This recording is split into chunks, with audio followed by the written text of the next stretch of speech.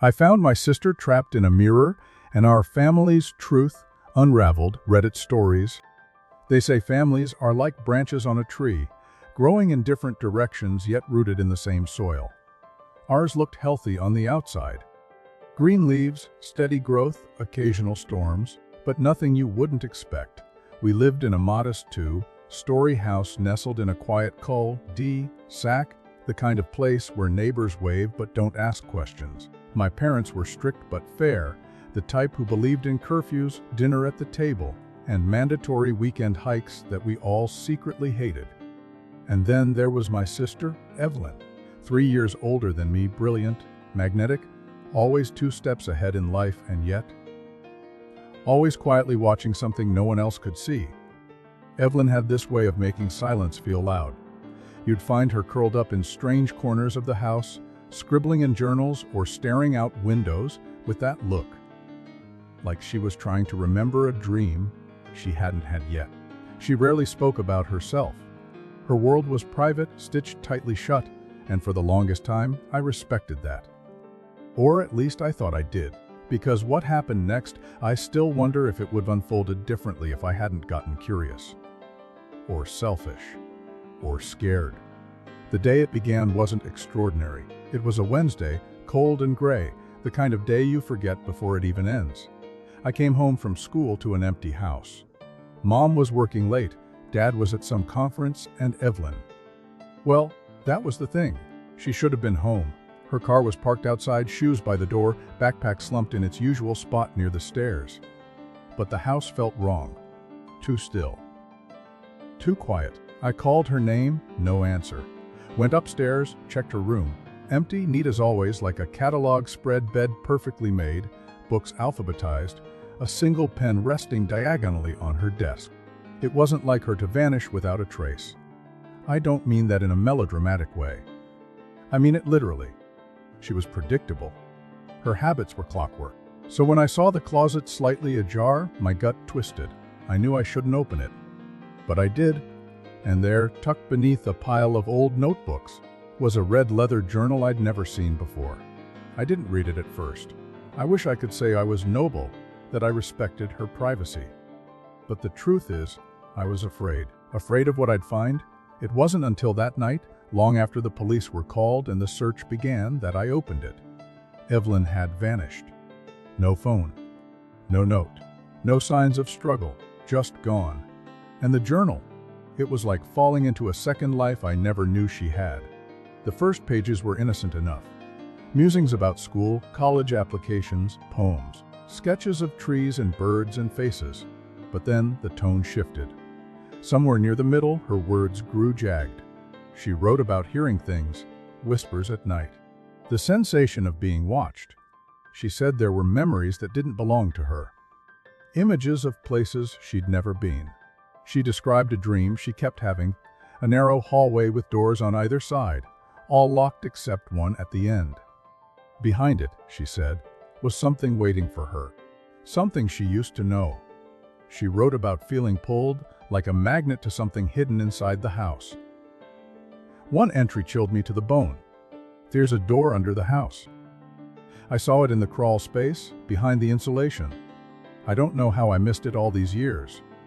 It wasn't there before, I swear. I opened it today. That was 2 weeks before she disappeared. Suddenly, all those years of her quiet glances, the way she listened more than she spoke, made sense. She wasn't just introverted. She was haunted, and she never said a word. I didn't sleep that night. I sat with the journal, flipping through it again and again, looking for something, anything that could explain where she went.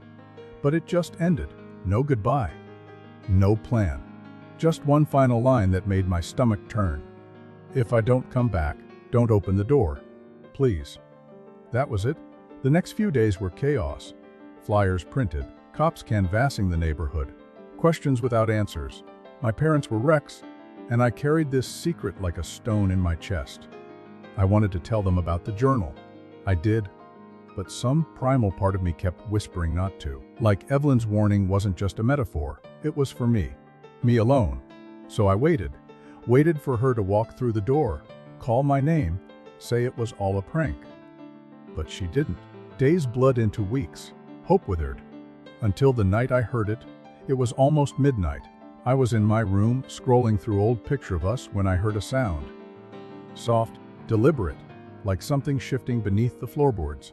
My breath caught. I remembered her words. The crawl space. The door. I should have ignored it. I know that now.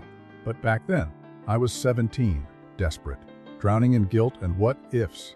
I grabbed a flashlight and crept downstairs. The air felt heavier the closer I got to the basement, like the house itself was holding its breath.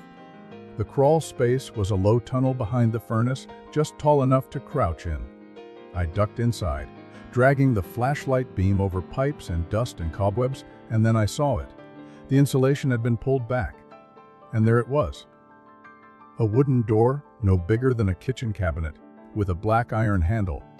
It looked ancient. Wrong, somehow, like it didn't belong in a modern house. My fingers hovered above the latch. I didn't want to open it, but I didn't want to leave it closed either. I thought of her, of the way she used to smile when she thought no one was looking, of the way her hand shook when she turned pages in her journal. I opened the door. Behind it was a tunnel, narrow, stone-lined and sloping downward. The flashlight flickered. My breath misted in front of me, even though it wasn't cold. Every instinct screamed at me to stop. But I went in. Because that's what you do for family, right? You follow. Even into the dark. The air grew colder with each step. The tunnel twisted and dipped, defying the dimensions of our home. It felt endless. Time lost meaning. I called her name once, twice, my voice swallowed by the silence. And then, I found it. A room. Carved from rock. Candles burned on the walls, though no one had lit them. In the center was a circle of symbols I didn't recognize, and in the middle a mirror. Not just glass. This thing shimmered like water, like a portal, and there, reflected in it, was Evelyn. She looked older, tired, but alive. She didn't speak, just pressed her hand against the glass. I did the same. Her mouth moved. One word. Run. The mirror shattered, and everything went black. I woke up in my bed. No dirt on my clothes, no scratches. The journal gone. My parents said they found me sleepwalking, said I must have dreamed it. But I know what I saw, and I know one thing for sure, the door is still there, and something on the other side is waiting for me. The days that followed blurred like fog across a frozen lake. I walked through school, ate meals, answered questions, all like someone puppeteering my own body. But in my mind, I was still beneath the house, standing before that impossible mirror, Evelyn's eyes fixed on mine. I hadn't told anyone what happened that night. Not because I didn't want to, but because I knew how it would sound. I saw her in a mirror in a stone room beneath our house. Even I wouldn't have believed it if someone else said it. But it happened. It did. Something changed after that night. The house itself felt different. Not haunted in the traditional sense. No creaking floorboards or slamming doors, but charged like a static hum just beneath the surface, like the walls were watching. I couldn't go near the crawl space. Not after what I saw. Not after what I felt when that mirror shattered. My hand had burned for hours afterward, though there wasn't a mark on it. And every time I passed that corner of the basement, something in me recoiled. Whatever was down there, it had seen me, and it hadn't let me in. It had let me out. Then came the dreams. The first one was subtle. I was standing in the woods behind our neighborhood, fog swirling at my ankles. I could hear Evelyn's voice, faint and urgent, calling my name. But I couldn't move, couldn't speak. Just watched as something tall and thin stepped out from the trees, its limbs too long, its face, a blur constantly shifting like static on a screen. I woke up gasping. The second dream wasn't a dream. At least, it didn't feel like one. I was back in the stone room, but it was darker now. The candles had burned to nubs. The mirror, gone. In its place, a pool of ink, black water, and from it rose a voice, not Evelyn's, but mine. Twisted. Hollow, like someone had stolen my thoughts and played them back in reverse. Time's folding. She opened the wrong door. Now you must close it. I jolted awake, drenched in sweat. I didn't sleep for 2 days after that. By the end of the week, something inside me snapped. I couldn't sit with it anymore. The silence, the not knowing. So I did what any rational person would not do. I went back down there. This time during daylight. My parents were at work. I made sure of that. The crawl space welcomed me like an old friend. The insulation still torn back, the wooden door unchanged, as if it had been waiting. I knelt before it, hesitating just a second before turning the handle. But the door didn't budge. Locked. That hadn't been the case before. I banged on it. Nothing. I shouted her name. Silence. Just as I was about to give up, I noticed something etched into the wood, right above the handle. A symbol. I hadn't seen it the first time.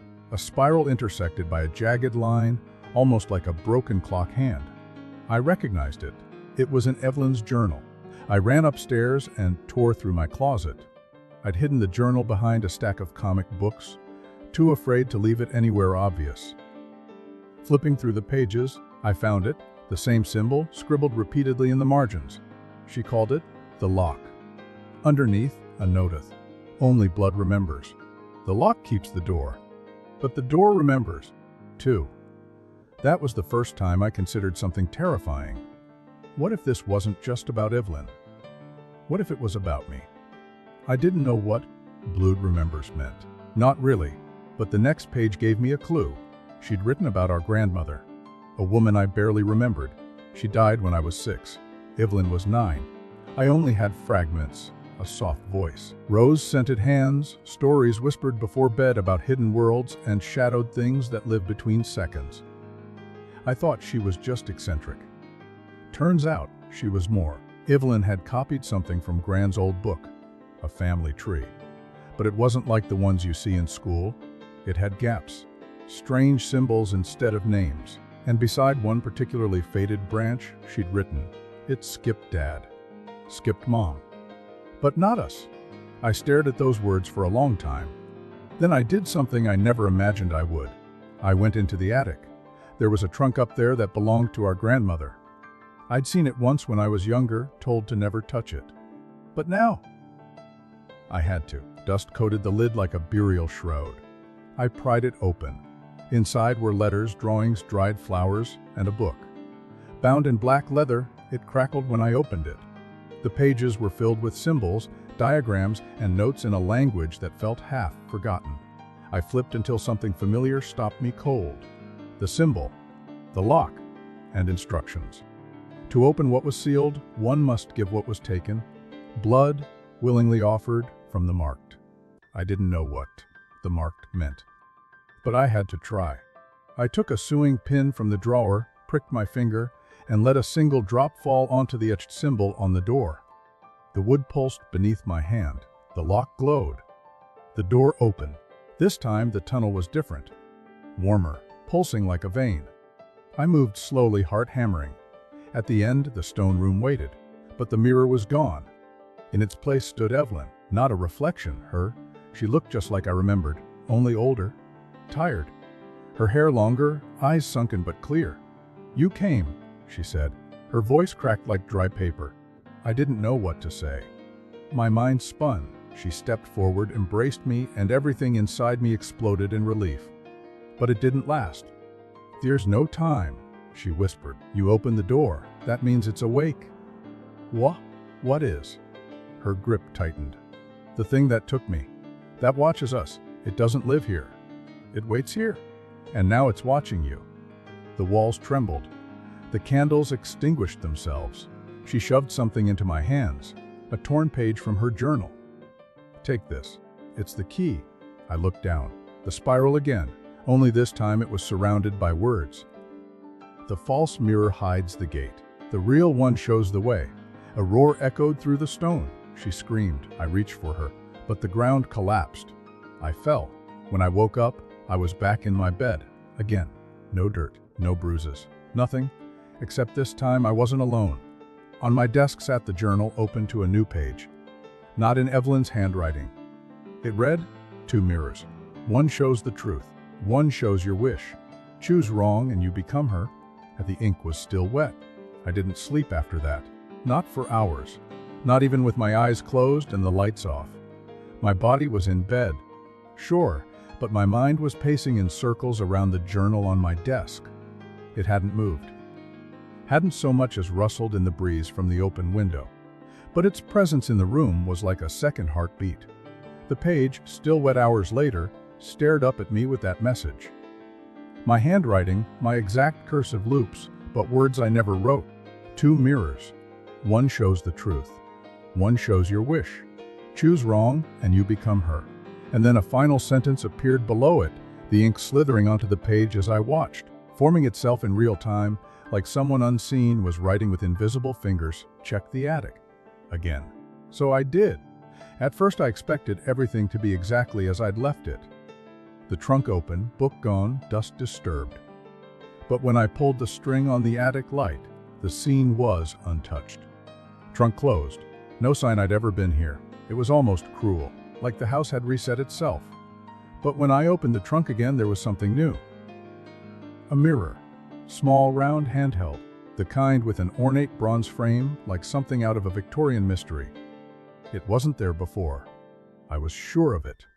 And on its back, etched deep into the metal, was the same spiral symbol. The lock, I picked it up, cold, heavier than it looked. When I turned the mirror to look inside, I didn't see myself.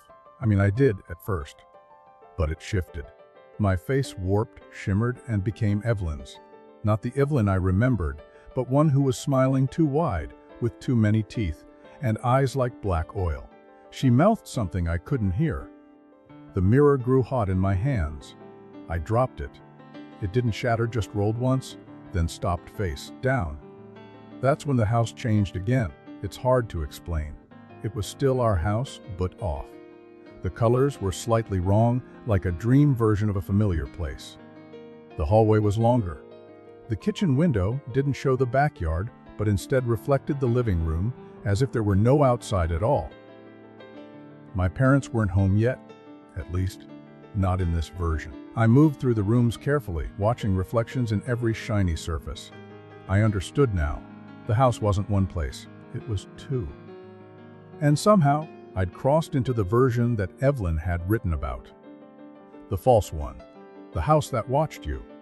The one that waited. I needed to find the second mirror. The true one. Evelyn's words came back to me like a whisper.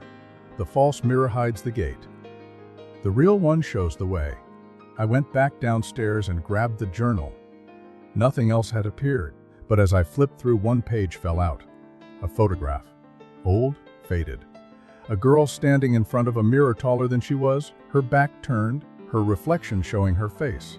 Except it wasn't her face. It was someone else entirely. Behind her in the photo, scribbled in red pen, were the words hidden in plain sight, "But never your own." That's when I got it. Mirrors reflect. But not all of them show you. Some show what you want to see. And if you want to see someone badly enough, like Evelyn, well, maybe that's how the trap works. I needed to test it. I covered every mirror in the house, bathroom, hallway, even the back of my phone, with a sheet or towel. Every mirror but one, the handheld one from the attic. I stared into it again, expecting the warped smile, but this time it was blank. No face. Just dark gray shimmer, like clouds in water. I held it up to different parts of the house, walking slowly, waiting for some kind of reaction. It wasn't until I passed the basement door that something shifted. The mirror pulsed. The metal vibrated in my hand. I pointed it at the door. Nothing.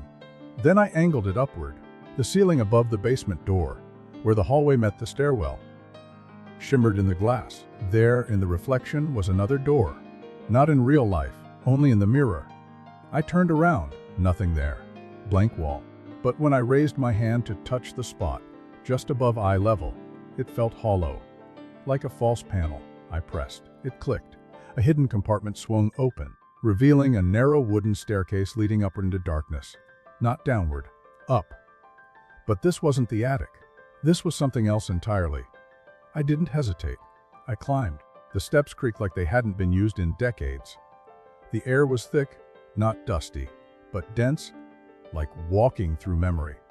When I reached the top, I found a room I didn't know existed. Octagonal.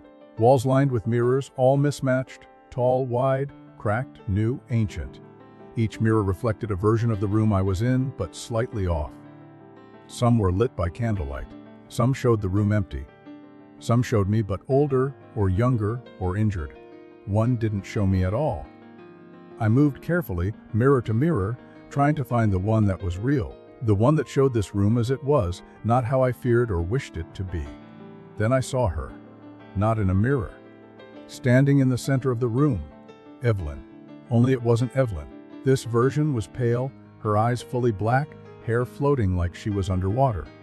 She opened her mouth, and dozens of voices came out at once. Some hers, some mine, some neither. You brought the key. She pointed to the handheld mirror. That's not for you, she hissed. I held it up between us like a shield. The air rippled. She flinched. The mirrors around the room began to shake, buzz, then crack. One by one, they splintered, as if rejecting her presence. I looked into the mirror again. This time, it didn't show her. It showed a corridor, a straight hallway lined with books. At the end, a single white door. That had to be it. The real mirror.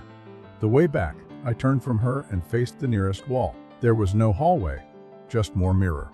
But in the reflection, the door was opening. And Evelyn, my Evelyn, was standing in it. She didn't speak.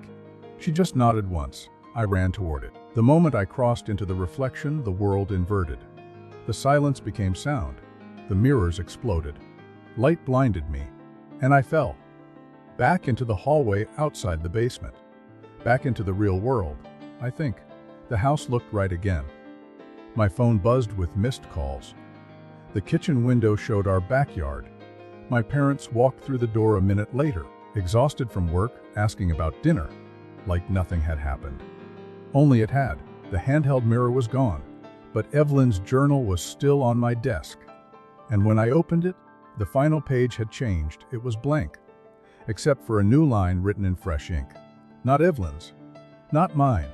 Just one sentence, one mirror was real. But now the house has remembered you.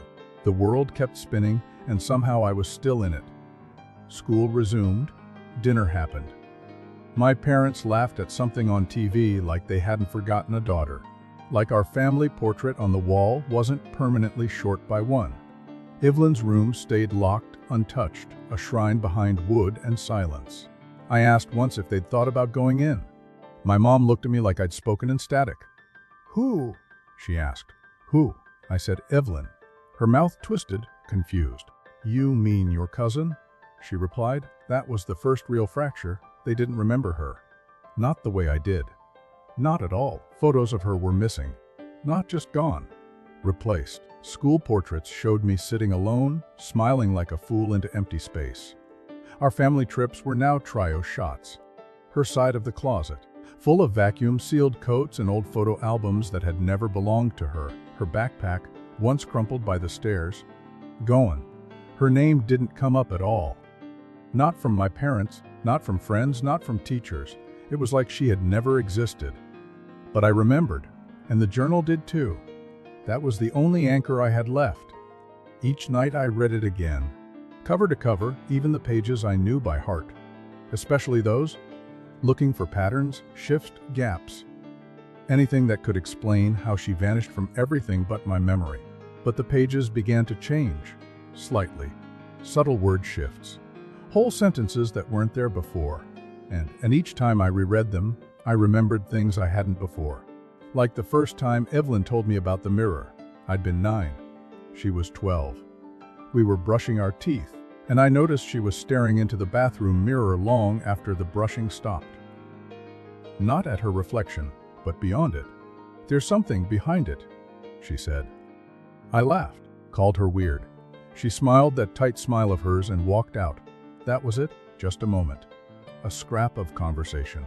But now it echoed with new weight. She'd seen this coming long before I did. That's when I decided to test something. I went to the school library. Public computers. Different network. I searched Evelyn's name. Nothing. Not even an old yearbook mention. It was like she had been purged from the system. Then I searched mine. There I was. Student portal, class photos, awards I barely remembered. But something was off. One of the images, a photo from 6th grade, showed me standing with a girl who wasn't Evelyn. At first glance, it could have been her. Same height, same posture, but the face was wrong. Blurred, like the file had corrupted just her, pixelating her features into unrecognizable mush. When I clicked the image to enlarge it, the screen glitched, and for a second, just one flash, her real face returned. Not the Evelyn I remembered, but the one I'd seen in the mirror chamber. Black eyes, wide smile, watching me. I yanked the plug from the wall. The screen went black. I never went back to that library. That night, I made a choice. I needed to go back, not into the mirror world. Not yet. I wasn't even sure how, but to the source, to where it all began. My grandmother's house. It had been sold after her death years ago. A small gray cottage on the edge of town, swallowed by weeds and ivy. But something told me the answers weren't in the mirrors. They were before the mirrors, in the stories she told us. In her locked boxes, in the things Evelyn had mentioned but never shown. I skipped school the next morning, faked a stomach bug, waited until my parents left, then biked 2 miles through the suburbs until I reached the cul-de-sac I hadn't seen since childhood. The house looked different now. The shutters gone, the lawn dead, a for sale sign snapped in half at the curb. But it was still hers. I felt it. The back window was already cracked. Easy enough to slip inside. Dust lay thick across everything. The air had that strange, sore scent of forgotten places. I moved quickly, footsteps soft.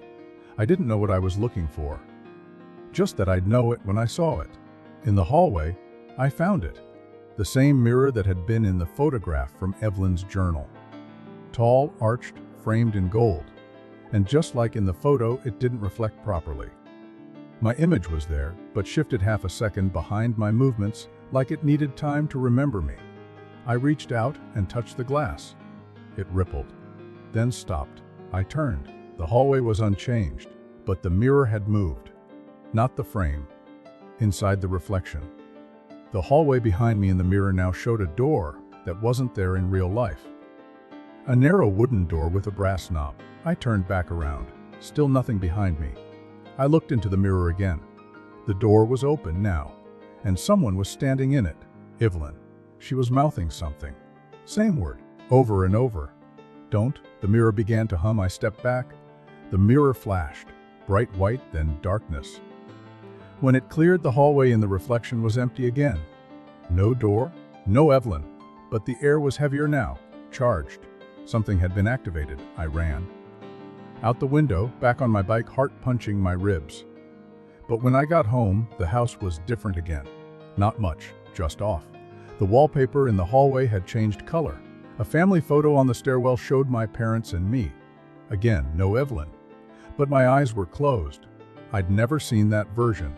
And upstairs, Evelyn's door was wide open. It hadn't been for weeks. Her room was exactly how she'd left it the day she vanished. I stepped inside. Everything was neat, organized, too clean. On the bed was a new object, a mirror. Oval, standing, framed in dark wood. Not like the others. This one looked ordinary, until I looked into it. The reflection showed her room, yes, but not this room. It was a mirror to her room, not of it. A reflection of a reality where she was still here. She was sitting at her desk in the image, writing in her journal. And then she looked up at me. My heart slammed. She stood, walked toward the glass. Closer, closer. I reached out. So did she. And our fingers touched. The glass was gone. No ripple. No resistance, just cold skin meeting cold skin. Then a whisper in my head, only one can stay. She smiled. Eyes full of sadness. I'm sorry, she mouthed. Before I could react, she yanked me forward. The world spun. Colors blood. And everything went black. When I woke up, I was sitting at her desk. In her room. But not her room. Not our house. This version was darker. Everything was older, covered in a fine layer of ash, and the mirror gone. I rushed to the door. Locked. No handle. I banged on it. Screamed, no answer. On the desk, her journal lay open. Same page. New writing, now in my handwriting again. You chose the wish. She's home now. You're the memory. The door clicked and slowly creaked open. Not to a hallway, but to a mirror. And in it I saw Evelyn, brushing her teeth. smiling, living my life. I watched her through the mirror for what felt like hours. Maybe it was hours, or minutes, or minutes. Time didn't seem to exist here, not the way it used to. She moved through my world with casual grace, picking up all the pieces I'd left behind. She laughed with my friends at school, cooked pasta with Mom in the kitchen, argued with Dad about curfews, and slept in my bed like it always been hers. She wore my clothes, used my name. But behind her eyes, I could see it. That flicker, that faint pulse of something old and wrong.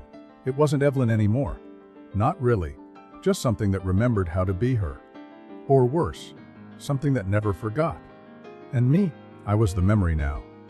Trapped in this copy of her room, the air stale and silent, the light flickering in ways that defied logic. One moment it was dusk, the next dawn. Sometimes the window showed a storm. Other times, pure void. I tried to leave. Of course I did. Tried the door again, screamed until my voice broke, punched the walls until my knuckles swelled. Nothing, no echo, no answer.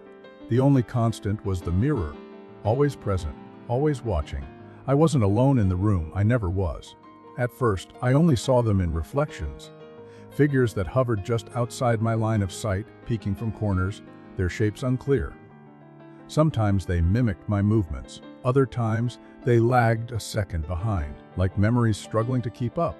But each time I blinked, they crept closer. The first one to speak did so without words.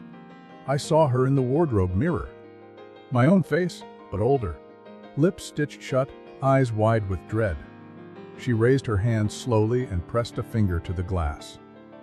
Then the image flickered, and something appeared scrawled across the surface in red. She chose wrong. You still can. I stared, heart hammering. My voice cracked. How? The reflection mouthed something, a word I hadn't heard in weeks. The lock. I lunged for the journal. It was still there, open to the last page where the handwriting had shifted from hers to mine. But now there was more. A diagram. The lock symbol again, only this time surrounded by 3 smaller symbols, an eye, a key, and a flame. Underneath them, a sentence appeared as I watched. 1 truth, 1 door, 1 burn. 3 must turn, or none return. That night I waited. I didn't sleep. I couldn't. Not with the shadows creeping closer and the mirror pulsing faintly in the dark. But around midnight, the door clicked, the one that had been sealed shut for days. It opened an inch. Beyond it, darkness. Not the absence of light, but a thick, pulsing void that seemed to hum with something alive. I stepped through. The hallway was narrow like a throat, its walls lined with warped mirrors. Each one reflecting not me, but a different version of Evelyn. Some young, some old, some dressed in rags, others in gowns that shimmered like oil. One was burning. One was smiling with blood between her teeth. One mouthed something over and over. She made me. She made me. She made me. I ran. The hallway twisted, folded, became a staircase. The mirrors changed too, now showing my life. Moments I hadn't thought about in years. Me winning a spelling bee. Me stealing Evelyn's necklace and blaming the dog. Me lying to my parents about where I'd gone that night in July. The worst parts. The secret parts. Exposed. At the bottom of the stairs was a door. Not like the others. This one was metal, rusted. The lock symbol carved into the center, pulsing faintly. No handle. No keyhole. But a slot at the base, just wide enough for a hand. And on the floor in front of it, a message burned into the wood. The blood that opened must close. I didn't hesitate this time. I pressed my palm to the lock. It bit me, not physically, but deeper, like something reached through the metal and remembered me, my fears, my guilt, my sister. And then the door opened. Behind it, a room of fire and glass, a forge. Mirrors floated mid-air, suspended by chains and whispers. Flames licked the edges of the stone floor but didn't burn. And in the center, standing calmly, was the reflection of myself with the stitched mouth. Her eyes locked onto mine. She raised her arms, and the flames responded, dancing higher. Then she spoke. No mouth movement, no sound, just thought, injected directly into my head. 3 turns. You have the eye. You have the blood. Now you must burn the truth. A pedestal rose from the ground, and on it, another journal. but this one was charred, smoldering. When I opened it, it hissed. Inside were entries I'd never written. Pages that described what she had done since taking my place. Her life in my body. How she watched my friends and memorized their tells. How she laughed at their jokes but never understood them. How she followed my parents from room to room at night, mimicking their habits until they never noticed the change. How she'd started to forget who she really was, because she wanted to stay. But worst of all, the last entry wasn't hers. It was from someone else. Someone named Mira. There have been others. It read, "The mirror is a cycle. It doesn't choose at random. It invites. It tempts. We make ourselves vulnerable, and it offers a version of us that seems easier, lighter, more obedient. But they are only reflections. Echoes of need. And once they're in, they never want to leave." I slammed the book shut. That's when I saw the third symbol carved into the floor. Beneath the pedestal, a flame. The final turn. I understood now. I had to burn her not literally, but her existence. Erase her from the mirror, from the memory, from the room I was trapped in. But that meant burning myself too. Because she was me, a version of me, a consequence of a choice. A shadow cast by a light I didn't know I'd been holding. The stitched, mouth version of myself approached. Held out her hand. Inside it, a blade made of mirror glass. She nodded once. I knew what to do. I cut my palm again, let the blood fall onto the flame symbol. Then I opened the journal one last time and tore out the page where Evelyn's mirror self first replaced me. I fed it to the fire. The flames turned blue. The mirrors cracked. And all around me, the copies of Evelyn screamed and vanished. Only one remained. The one in my house. I stepped through the fire. The forge vanished behind me. I was in the living room. My real living room. The window showed the backyard. The fridge hummed. A clock ticked. And footsteps echoed from upstairs. I turned. Evelyn, no, she stood at the top of the staircase. She looked at me, realized instantly what had happened. Her smile melted. I held up the journal. She hissed. The lights flickered. And then she ran back into the mirror in Evelyn's room. It tried to shimmer, tried to pull her through. But I was faster. I slammed the book shut and dropped it. Onto the mirror, it shattered. The room went silent. The air stilled. And just like that, she was gone. And Evelyn's room was empty. Again, there's a strange quiet that comes after something ends. Not peace, not relief, but the kind of silence that hums like a held breath. That's what lingered in our house after I shattered the mirror. Not a clean break, not a catharsis, just stillness. Evelyn's room stayed open after that. My parents didn't mention it. Didn't seem to see anything odd about it. As if they'd finally accepted that part of our house, our family, our history was gone. But I knew better. I knew it wasn't over. Because endings don't happen like that. They don't vanish with a smash and a scream. They linger.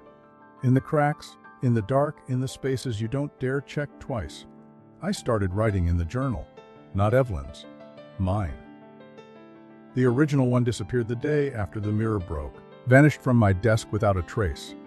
No ashes, no fragments, just gone. But something compelled me to keep the story going. Maybe it was fear. Maybe it was instinct. Or maybe it was because I finally understood what Evelyn had tried to do all along: record the truth. Anchor herself. Leave a breadcrumb trail for whoever came next. Because there's always a next. That's the lie of survival. Thinking you're the last. The first week after she left, I kept expecting things to reverse.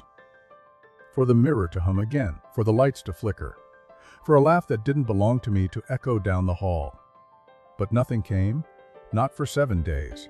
Until the 8th, that morning, I woke up and found a slip of paper under my pillow.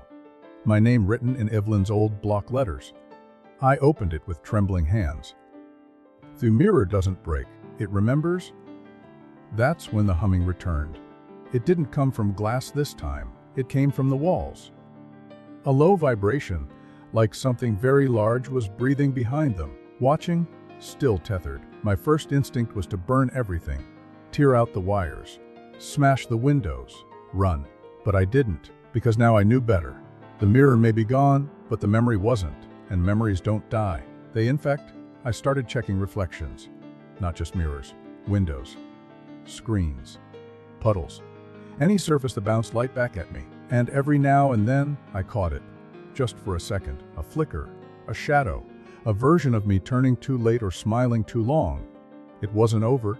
It had never been over. And the worst part, my parents still didn't remember Evelyn. Even now, when I mentioned her name, they looked confused. Sometimes concerned, like they thought I was sick. Once, I pulled out an old drawing Evelyn and I had made together. A pirate map we'd crafted in 3rd grade, stained with juice and age. And showed it to my mother. She smiled. "You were such a creative kid," she said. "Must have had an imaginary friend." Imaginary. A whole person. My sister. Reduced to fantasy.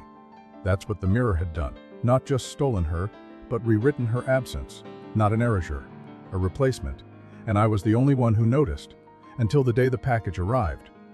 No return address. Just my name, scrawled in faded ink on a box the color of old bone. Inside it, another journal. Not mine. Not Evelyn's. Something else. Leather bound. Cold to the touch. I opened it and instantly smelled smoke and salt. The pages were filled with different handwriting. Dozens of them. Some neat. Some frantic.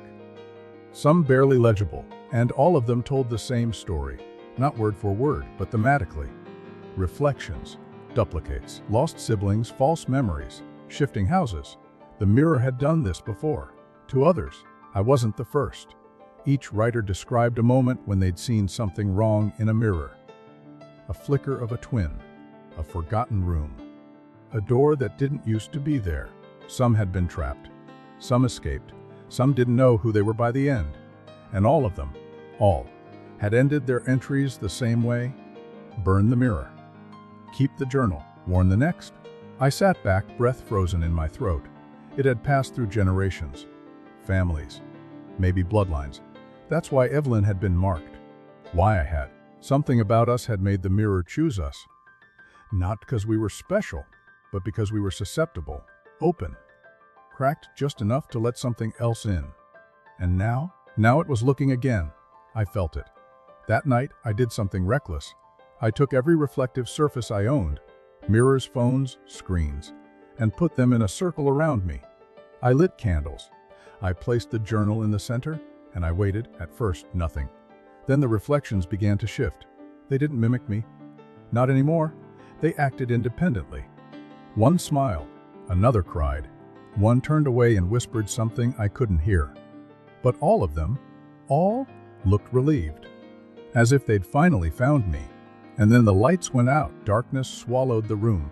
The candles snuffed themselves out. I was alone, surrounded by screens and glass and silence. Then a voice whispered, not out loud, but behind my eyes. "Oh, you ended her. Now begin again." The mirrors flared to life. Each showed a different version of my room. Each had a person standing in the center. Each was me. And in the center of the circle, the journal flipped open on its own. The pages turned rapidly, stopping near the middle. A new symbol appeared. Not the lock, something deeper. A key. And below it, 5 words: choose your reflection. Seal the path. I understood, in that moment, what it was offering. A trade. A final one. I could choose one version of myself. The rest would be locked away. Memories, futures, possibilities. This was the mirror's last play. Not a trick, not a trap. A deal. I stood and looked around at the flickering versions of myself. One showed me at peace. Normal life, no haunting, no loss. Another showed me powerful, burning with knowledge, a keeper of the mirror's secrets. One was broken, half shadow, a warning of what happens if you choose wrong. And one looked just like Evelyn. My hand hovered above the journal. The key pulsed. I made my choice. And as soon as I touched the page, the room exploded in light. When I woke up, it was morning. Normal. The sun was shining. My phone buzzed. Group chat. School friends. Homework reminder. I got up, walked to the mirror in my room, intact, whole, innocent, and saw myself. Just myself. And behind me, Evelyn, leaning in the doorway, holding 2 mugs of tea. "You took your time," she said, smiling. I blinked. No tricks. No glassy eyes. No smile too wide. Just Evelyn. Real. Back. Everything had changed. My parents remembered her. Her name was on the fridge calendar, her shoes in the hallway, her jacket on the couch, like she'd never left. And the journal, gone, not stolen, not vanished, just no longer needed, because I'd made the right choice.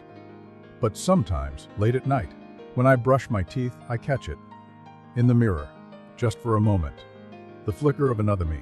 Watching, waiting, because the mirror never forgets. It just waits for you to look again. Thanks for watching the video, subscribe, and like the video.